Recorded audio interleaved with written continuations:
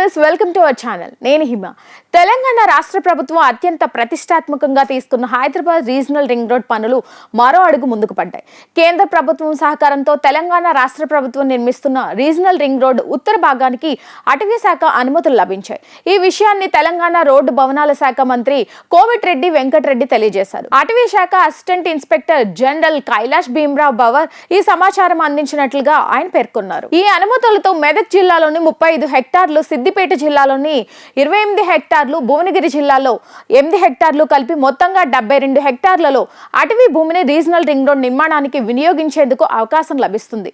అటవీ భూములకు రక్షణ కల్పిస్తూనే రీజనల్ రింగ్ రోడ్ నిర్మాణం చేపట్టిస్తున్నట్లుగా మంత్రి పేర్కొన్నారు.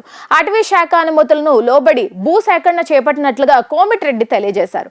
అత్యంత కీలకమైన ఈ ప్రాజెక్టుకి అటవీ శాఖ అనుమతులు లభించడంపై మంత్రివర్గం హర్షం వ్యక్తం చేస్తూ కేంద్ర పర్యాటక అటవీ శాఖ మంత్రి భూపేంద్ర యాదవ్ కి కృతజ్ఞతలు తెలియజేశారు. రీజనల్ రింగ్ రోడ్ కి అత్యంత కీలకమైన అటవీ శాఖ అనుమతులు రావడంతో పనులు మరింత వేగంగా మొదలు పెట్టాలని రాష్ట్ర ప్రభుత్వం భావిస్తోంది. ఇప్పటికే హైదరాబాద్ పరిధిని రీజనల్ రింగ్ రోడ్ వరకు పెంచాలని నిర్ణయించి మంత్రి మండలిలో తీర్మానం చేసిన విషయం తెలిసిందే. ఔటర్ రింగ్ రోడ్ నుంచి రీజనల్ రింగ్ రోడ్ వరకు ఆ మధ్య ప్రాంతాన్ని అభివృద్ధి చేయడం ద్వారా రియల్ ఎస్టేట్ రంగం దూసుకు వెళ్తుందని రాష్ట్ర ప్రభుత్వ వర్గాల వారు ఆశాభావం వ్యక్తం చేస్తున్నారు. రాబోయే 5 సంవత్సరాల్లో రీజనల్ రింగ్ రోడ్ పనులు పూర్తి చేయాలని రేవంత్ రెడ్డి సర్కార్ దృఢ సంకల్పంతో ఉంది.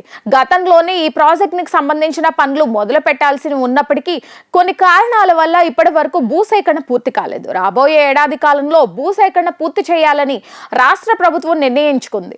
RRR పూర్తి అయితే హైదరాబాద్ అంతర్జాతీయ నగరాల జాబితాలో మరింతగా తన స్థానంను పదిలపరచుకోవచ్చు అని నిపుణులు అభిప్రాయం వ్యక్తం చేస్తున్నారు. రాజధాని చుట్టూ ట్రాఫిక్ ఇబ్బందులు తప్పుతాయి. అంతేకాకుండా రాష్ట్రంలోని అన్ని మూలల నుంచి ఈజీగా రాజధానికి చేరుకోవచ్చు. హైదరాబాద్ వాసులతో పాటు తెలంగాణ ప్రజలు అంతా ఈ RRR కోసం ఆసక్తిగా ఎదురు చూస్తున్నారు.